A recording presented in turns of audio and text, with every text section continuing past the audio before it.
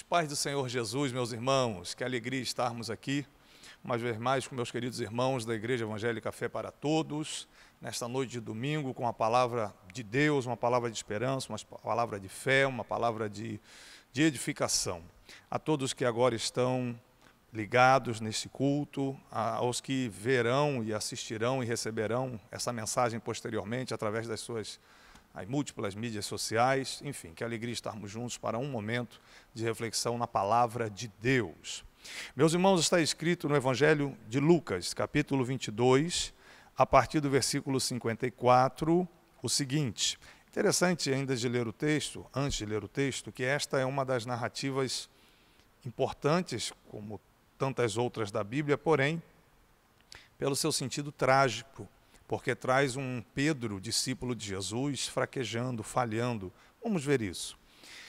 Lucas capítulo 22, versículo 54, diz assim: Então, prendendo a Jesus, o levaram e o puseram em casa do sumo sacerdote. E Pedro seguia-o de longe. Parece que é bem assustador ler isso na palavra de Deus. O apóstolo Pedro, aqui o discípulo Pedro, seguindo a Jesus de longe. Por que seguindo a Jesus de longe? Não pode. Todos os outros demais discípulos poderiam negar Jesus, poderiam se afastar de Jesus, poderiam abandonar o colégio apostólico, mas Pedro, não, esse Pedro aqui é quem disse: eu jamais vou te negar. Olha, se todos forem embora, eu ficarei. Não, aqui o forte sou eu, o crentão sou eu, o mais firme na fé aqui sou eu, e se todos te abandonarem, eu nunca te abandonarei. Pois bem, a narrativa agora de Lucas 22, a partir do versículo 54, começa a mostrar um Pedro que começa a se afastar de Jesus, começa a seguir Jesus de longe, começa a não ter mais aquela convicção, aquela força, aquela certeza de ser crente de verdade. Por que isso aconteceu? Pedro não podia fazer isso, repito.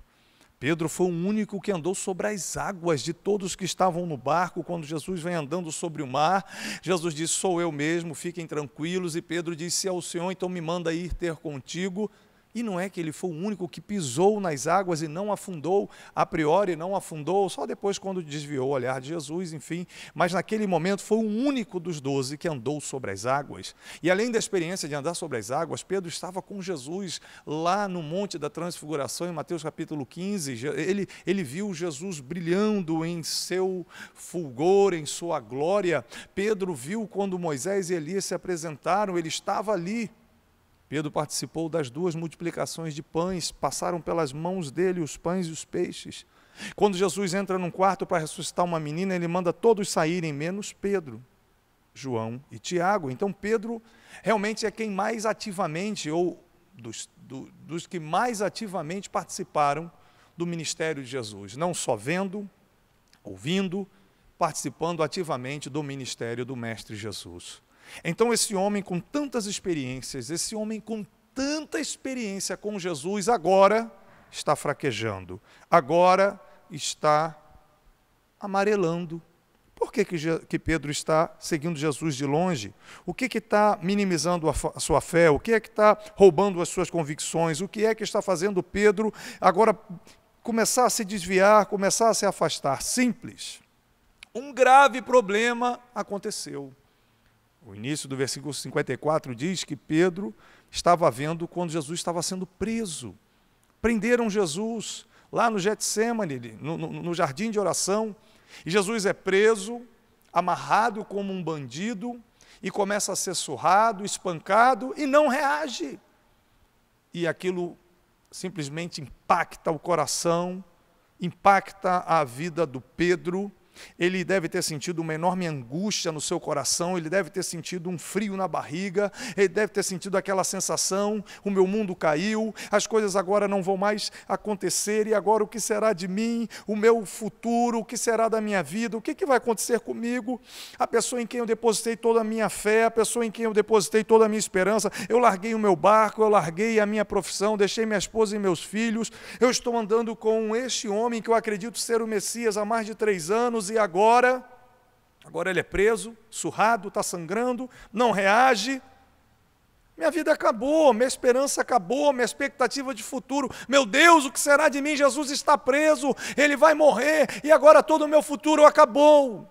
Então, diante de um problema gravíssimo, Pedro vê Jesus amarrado, Pedro perde, ou pelo menos começa a perder a sua esperança, começa a perder a sua expectativa, começa a perder aquela ideia de que o futuro será melhor, ele começa a perder.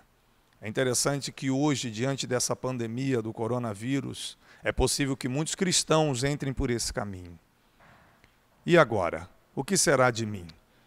Até quando ficaremos confinados dentro de casa? Até quando nós vamos sofrer essa situação? Será que um dia isso acaba? Será que um dia isso termina? Quando é que, ai meu Deus, e agora? E se esse vírus pegar? E aí começa agora essa angústia, essa ausência de expectativa de que há coisas melhores para acontecer. Agora o crente, por causa dessa pressão da mídia, da televisão, por causa das informações, por causa da gravidade da doença, e esse amontoado de notícias ruins, e esse amontoado de expectativa negativa, meu Jesus! Será que isso pode fazer com que você também venha a começar a seguir Jesus de longe? E aí, Jesus está no controle ou não está? Porque Pedro está vendo Jesus dentro da casa do sumo sacerdote, Jesus está amarrado, imagine Jesus sangrando, olho roxo, de tantas punhadas, de tantos socos, e ali Pedro vê aquele homem Jesus, machucado, e por conta disso ele perde completamente sua expectativa, sua esperança. Mas a narrativa, ela descreve uma situação de ladeira abaixo, a situação ainda piora. No versículo 54 diz que Pedro estava seguindo Jesus de longe, mas o negócio ainda se complica mais. Versículo 55, estamos em Lucas 22, versículo 55 diz assim. Estamos em Lucas capítulo 22, a partir do versículo 55, que diz assim. E havendo-se acendido fogo no meio do pátio, estando todos sentados, assentou-se Pedro entre eles. E certa criada, vendo-o estar assentado ao fogo, pusesse os olhos nele e disse, esse também estava com ele. Então, Jesus está dentro da casa do sumo sacerdote, em frente a um átrio, uma praça. Ali é uma fogueira acesa com os funcionários da casa do sumo sacerdote, pessoas simples, pessoas do povo, funcionários. Pedro se junta a eles em uma fogueira para dali olhar Jesus lá. De repente, Pedro está pensando, quem sabe ele vai reagir? Quem sabe ele arrebenta aquelas correntes, quem sabe ele se livra daquilo ali e o nosso sonho de independência nacional volta, ele vai se libertar dessas cadeias, ele vai ordenar aos anjos e esses exércitos do governo de Israel cairão por terra, os exércitos do Império Romano cairão por terra e o nosso sonho de independência ou morte acontecerá. Então, alguma expectativa, ainda uma chama de esperança acesa no coração de Pedro, e ele se junta aos funcionários ali na fogueira para olhar se Jesus tinha alguma outra reação diante daquele momento de cadeia. Enfim, ele está ali, e quando ele se junta aos funcionários, um deles, uma criada da casa do sumo sacerdote, aponta o dedo e diz, olha, esse Pedro, esse homem aí, ó, esse estava com ele, é um dos seus discípulos, esse. Irmãos, a situação já não estava fácil, ainda aparece uma mulher dessa para ficar caguetando Pedro, não é fácil, né? Pois é. Versículo 57, o negócio piora porque Pedro diz, porém ele, Pedro, negou, dizendo, mulher, eu não conheço. Não, peraí, Pedro, você não conhece?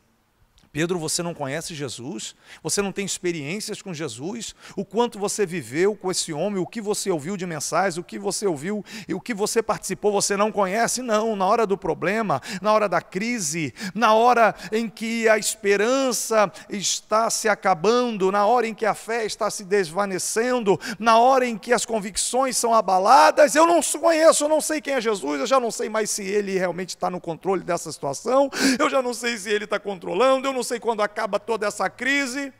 Pedro está fracassando, naufragando na fé, porque o problema é grave. E aí ele nega Jesus, dizendo que não conhece. Versículo 58 de Lucas 22, um pouco depois, vendo outro homem, vendo a Pedro, disse, tu és também um deles. Mas Pedro disse, homem, eu não sou. E aí nas duas primeiras acusações da criada e depois de um outro homem, Pedro responde de supetão e alguém podia contra-argumentar dizendo, não, mas Pedro falou assim, pastor Cassiano, porque Pedro, ele é reativo, ele é sanguíneo, é o temperamento dele, ele é explosivo, então quando a mulher acusou, ele já disse que não conhece, em seguida o outro homem disse, você também estava com ele disse que não. Só que agora o texto, a narrativa de Lucas, no versículo 59, não dá margem para isso. Só que, aqui em Lucas capítulo 22, versículo 59, a narrativa de Lucas não dá margem para isso. Por quê? O detalhe do versículo 59 é que passada quase 1 hora, depois de ter negado Jesus 2 vezes, ele teve 1 hora para pensar na besteira que estava fazendo, e aí uma outra pessoa afirmava dizendo, também este verdadeiramente estava com ele, pois também é galileu. Então, 1 hora depois, já tendo tempo a pensar nas loucuras que estava fazendo em negar o seu mestre, em negar a sua fé, em negar suas convicções, 1 hora depois, de cabeça pensada, Pedro disse no versículo 60, homem, eu não sei o que você está falando. E aí, logo estando ele ainda a falar, o galo cantou. E é interessante que o Pedro ainda está ouvindo o galo cantando e não reage. Jesus já havia predito, quando Pedro, de uma forma arrogante, cheio de empáfia, uma linguagem muito carioca, cheio de marra, ele diz, todos trairão, menos eu. Jesus disse, Pedro, quando você me trair, o galo cantará. Quando você me trair, o galo cantará. E agora ele está ouvindo o galo cantar e não se ligou. Aí no versículo 61, Jesus lá de dentro da casa do sumo sacerdote, amarrado, sangrando, machucado, virando-se, o Senhor olhou para Pedro. E o olhar de Jesus encontrou o olhar de Pedro, e isso é lindo nessa narrativa, porque eu não acredito que ele olhou com um olhar de acusação, do tipo, você me traiu, você está vendo, você disse que nunca me negaria, e você está me negando, você diz que não me conhece, que não andou comigo, está vendo, você vai para o inferno. Não. Esse olhar do versículo 61, sem dúvida alguma, foi um olhar de misericórdia. Jesus machucado, sangrando, arrebentado, olha para ele como quem diz, você não me conhece? Todos esses anos andando comigo? E aquele olhar de ternura, de perdão, de misericórdia do Senhor Jesus olhando para Pedro, fez Pedro lembrar-se da palavra do Senhor, como que lhe havia dito, antes que o galo cante hoje, 3 vezes me negarás. É a reação, versículo 62, e saindo Pedro para fora, saindo daquela praça, saindo da frente da casa do sumo sacerdote, saiu para chorar amargamente. Um choro de arrependimento, um choro em que a ficha cai, e ele parou para pensar o que eu estou fazendo. E vale a pena ressaltar que quando Pedro sai desse momento em que o olhar de Jesus pega o seu próprio olhar e aquilo traz ao coração de Pedro arrependimento, ele sai dali e vai se encontrar com os demais irmãos.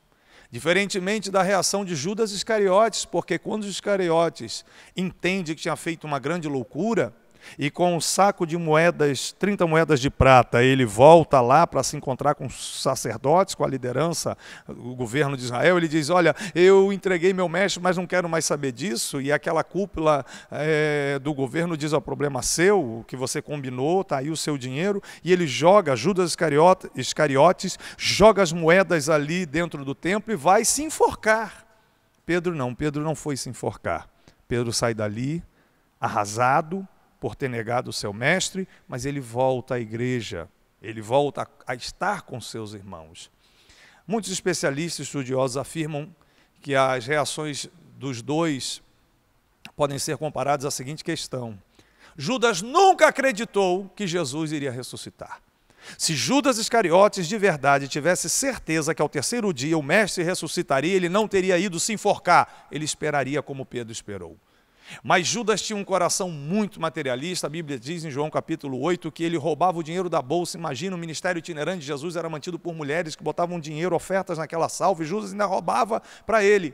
Então, com um coração extremamente materialista e completamente cooptado pelas coisas terrenas, quando ele percebe que Jesus foi preso, até porque foi ele, Judas Iscariotes, quem o entregou, a reação dele é de remorso, e ele não acredita na ressurreição, e a dor de alma é tão grande, e a sua vaidade pessoal, o seu orgulho de não querer encarar os outros irmãos, então ele vai e se suicida. Já Pedro, com o olhar de Jesus no seu olhar, chora amargamente, e ali tem um momento em que a ficha cai e ele, graças a Deus, volta a estar com os irmãos.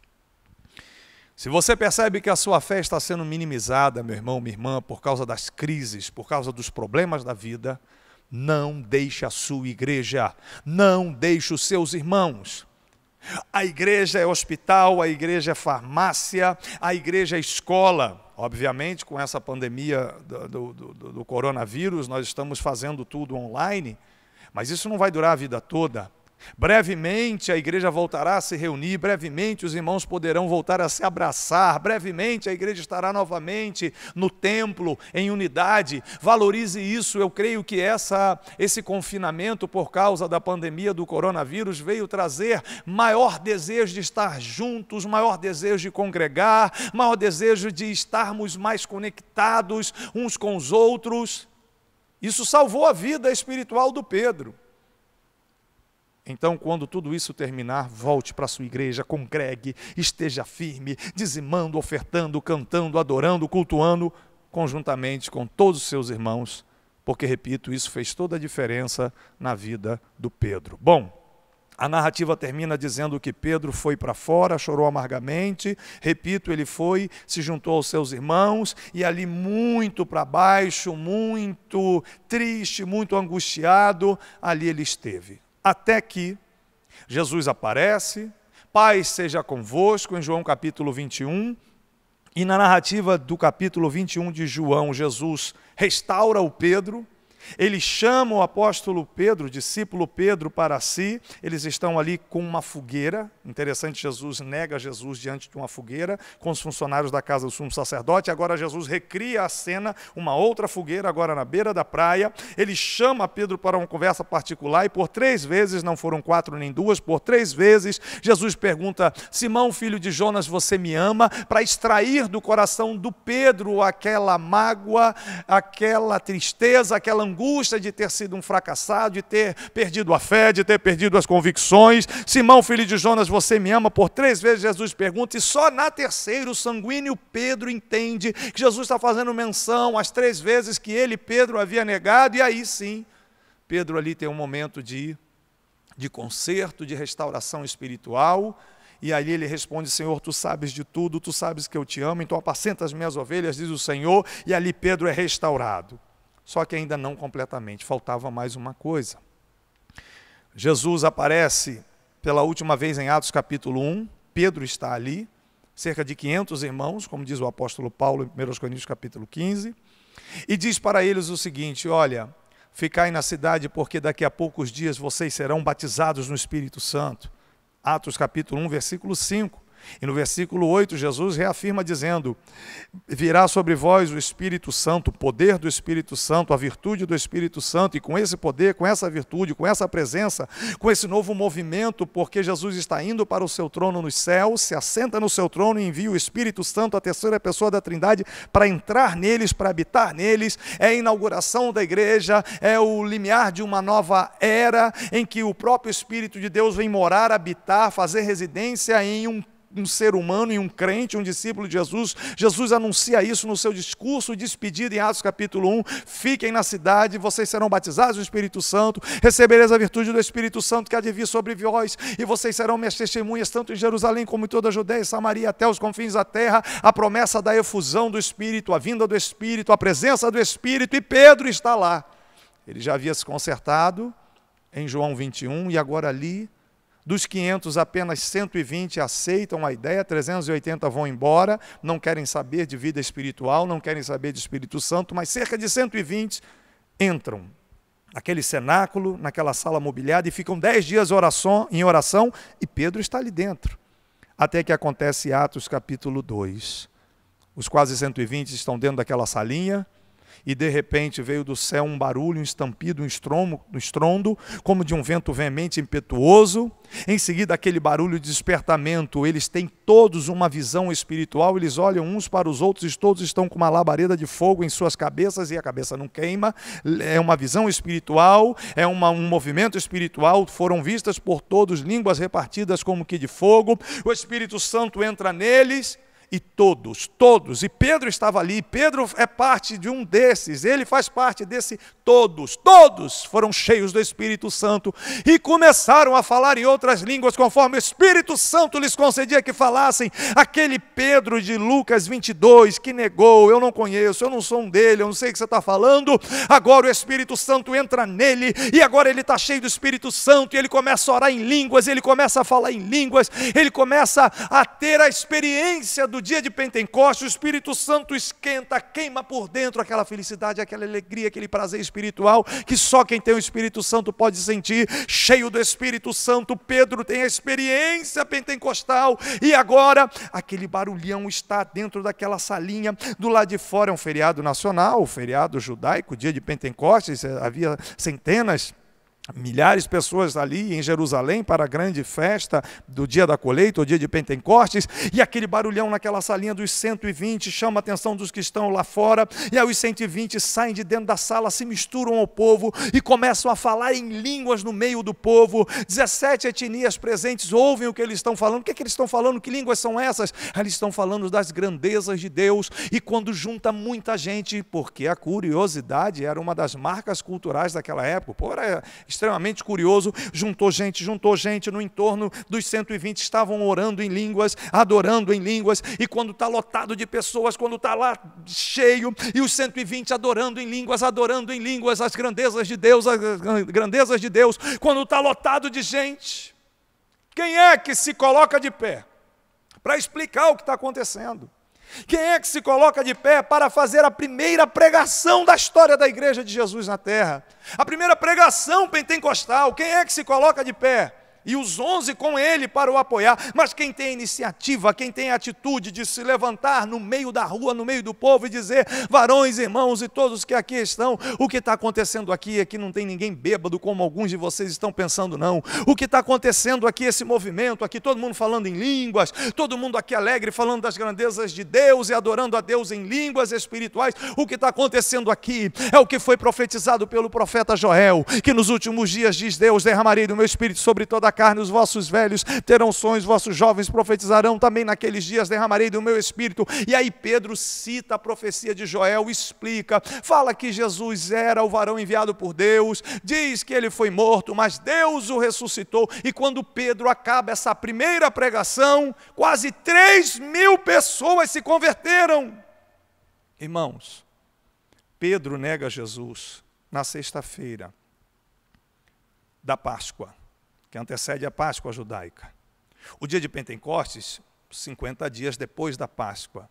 53 dias separam o covarde, que está perdendo suas convicções, que está perdendo a certeza de salvação, que já não acredita muito que Jesus está no controle de tudo, que já não acredita muito que Jesus é Deus, que já não acredita muito que Jesus é o Salvador. 53 dias depois, esse mesmo homem, menos de 2 meses depois, esse mesmo homem está na rua pregando. Alguém pode dizer: Pedro, quem prendeu e matou a Jesus vai te prender e vai te matar. Não, agora ele não tem mais medo. Agora ele não tem mais a convicção minimizada. Agora Pedro não está mais preocupado com a sua própria vida. Em Atos capítulo 2, aquele que era covarde, aquele que era medroso, aquele que era negador, se levanta e prega para a multidão, sem medo de ser preso e morto pelo alto comando, pelo alto governo de Israel. Em Atos 3, ele e João vão ao templo, eles fazem um homem de 40 anos de idade saltarem sobre os pés um coxo de nascença. Em Atos 4, ele é preso, vai para o corredor da morte, e quando se apresenta diante daqueles homens cruentos e terríveis, ele diz: não, eu não posso deixar de falar do que eu tenho visto e ouvido. A Bíblia diz em Atos 4, versículo 8, que Pedro agora era diferente. Por quê? Porque Pedro agora era um homem cheio do Espírito Santo. Eu venho essa noite dizer a você que me ouve aí na sua casa, pela TV, ou no seu tablet, enfim, eu venho te dizer o seguinte da parte de Deus: quando essa pandemia passar, ficarão de pé os que são cheios do Espírito Santo. Meu irmão, você tem o Espírito Santo habitando dentro de você. Você tem a experiência do Pentecostes, o Espírito Santo mora em você. Você precisa buscar esse Espírito todo dia, nas páginas da Bíblia, no joelho dobrado, nas canções e no louvor. Não se deixe abater, não deixe o diabo ficar soprando na sua mente. Será que Jesus está no controle? Será que essa situação tem solução? Vai parar agora dia 15? Será que até o final do mês? Quando é que se resolve? Não interessa. Nós temos o Espírito Santo, o Espírito de poder, o Espírito de força, o Espírito de ousadia, o Espírito de alegria, o Espírito de graça, o Espírito que nos ajuda a suportar, que nos ajuda a avançar. Esse é o momento de sermos cheios do Espírito de Deus. 53 dias, um homem covarde se transforma num corajoso ganhador de almas, porque foi batizado no Espírito Santo, orou em línguas, falou das grandezas de Deus em línguas. Você está falando em línguas estranhas? Você fica assistindo os canais de TV, as notícias, aquilo enche a sua mente de preocupações, enche a sua alma de angústia, e você fica o tempo todo ali absorvido por essa angústia, por essas preocupações, ou você coloca louvores e canta e adora, e começa a adorar o teu Senhor e o teu Deus em línguas espirituais. O que você está fazendo com a sua vida? Você precisa, todo dia, e agora tem tempo para isso, ter a experiência do Pentecostes. Entra no teu quarto, ore, leia a palavra, cante louvores e ore em línguas. O dom de falar em línguas deixa você mais forte. O apóstolo Paulo explica em 1 Coríntios capítulo 14 que quando a gente ora em línguas, a gente não tem o entendimento edificado, mas o nosso espírito ora bem. Óbvio, o dom de línguas não é para tornar você um intelectual. Você quer ter conhecimento, é leitura, é estudo, é ouvir palavra, é aprender. Agora você quer ter o que o Atmani chama de homem interior, de intuição, antropologia bíblica, a sua parte espiritual. Quando você ora em línguas, você ativa a sua parte espiritual. Quando você ora em línguas, você tem mais intimidade com o Espírito Santo. Quando você ora em línguas, você é mais cheio. Você não é só cheio, você transborda no Espírito Santo. O dom de falar em línguas mudou a vida do apóstolo Pedro. Se você fala em línguas, então fale. Se você nunca falou, procure. Aproveite esses dias e peça: Senhor, eu quero falar em línguas, eu quero falar. E comece a buscar esse dom. Porque quando você ora em línguas, seu espírito é edificado, você ora melhor, o seu homem interior se fortalece, a sua intuição sobre Deus se aguça, o dom de falar em línguas te deixa mais forte para vencer as batalhas, e hoje precisamos desse poder. Recebereis o poder do Espírito Santo e sereis minhas testemunhas. Daqui a sei lá quanto tempo essa pandemia acaba, mas se você se mantiver cheio do Espírito Santo, você sairá mais forte, você sairá muito melhor espiritualmente desses dias. Então, faça desses dias de isolamento social e confinamento dias de Pentecostes na sua vida, e você irá superar todas as coisas. Repito, o que mudou a vida do Pedro covarde e negador foi ele ter experiência do Pentecostes e cheio do Espírito Santo. Ele não tinha mais medo de nada, e nem de morte, e nem de nada. Ele enfrentou toda aquela oposição, com pena de morte inclusive, alegre, feliz, satisfeito. A ideia de eternidade é aguçada quando você tem mais intimidade com o Espírito Santo. A morte passa a ser apenas uma passagem para um encontro pessoal com Jesus. Mas você só tem convicção disso se você se mantiver cheio do Espírito de Deus. O Pedro de antes, vazio. O Pedro de depois, cheio do Espírito Santo. Quem é você essa noite? O Pedro de antes, abalado, trêmulo, negando? Ou você é esse Pedro de Atos 2, 3 e 4, cheio do Espírito Santo e convicção? Feche os seus olhos aí onde você está, eu quero orar com você. Nós vamos agora orar, porque nós não somos apenas religiosos, nós temos o Espírito Santo morando dentro de nós e precisamos desfrutar, precisamos usufruir mais essa verdade neotestamentária. Então feche os olhos. Oh, rabacaraba xerabanduri canto e remenenso e defai. Em nome de Jesus, Espírito do Trino Deus, através desse vídeo agora toca e enche, renova o coração, a mente, a alma, as convicções desse meu irmão, dessa minha irmã que agora está assistindo essa mensagem. Espírito Santo, do jeito que o Senhor veio, entrou em Pedro, e ele em línguas espirituais falava das grandezas do poderoso Criador dos céus e da terra. Assim agora, Espírito Santo, o Senhor já está no coração desse crente, já está no coração desse cristão. Então enche o coração desse crente agora da tua presença e da tua glória. Senhor, que haja lágrimas agora no rosto dessa pessoa que está me assistindo, que haja agora vontade de falar em línguas e te adorar, porque o momento é de crise, o momento é grave, isso é do lado de fora, porque dentro de nós há festa, dentro de nós há esperança, dentro de nós há alegria, dentro de nós há eternidade. Espírito Santo de Deus, traz óleo de alegria ao coração de todos que assistem esta palavra. E se tem alguém agora nesse momento que ainda não se converteu, que ainda não é crente, que ainda não entregou a vida a Jesus, Espírito Santo, o Senhor é quem convence do pecado, da justiça e do juízo. Então eu te peço, toca no coração dessa pessoa, para que ela entregue a vida a Jesus, para que ela entenda que sem se converter a Cristo, o mundo está cada vez pior, e ela está debaixo do poder e servidão a Satanás. Mas agora, Espírito Santo, toca no coração desta pessoa que não é crente, para que ela se converta, para que ela possa colocar a mão no coração e dizer: Jesus, eu te aceito como meu Salvador, perdoa os meus pecados. E aí, Espírito Santo, o Senhor entra nela, e ela poderá sentir a tua presença, a tua paz, a tua felicidade. E eu oro uma vez mais por esse meu irmão em Cristo, essa minha irmã em Cristo. Sejam renovados, sejam cheios do Espírito Santo, orem em línguas, orem em línguas, orem em línguas, em nome de Jesus. Espírito Santo, convence esse meu irmão, essa minha irmã que agora me ouve, que ele precisa orar em línguas, porque quando nós cantamos e adoramos, nós somos cheios, mas quando falamos em línguas, nós transbordamos da tua glória e da tua presença.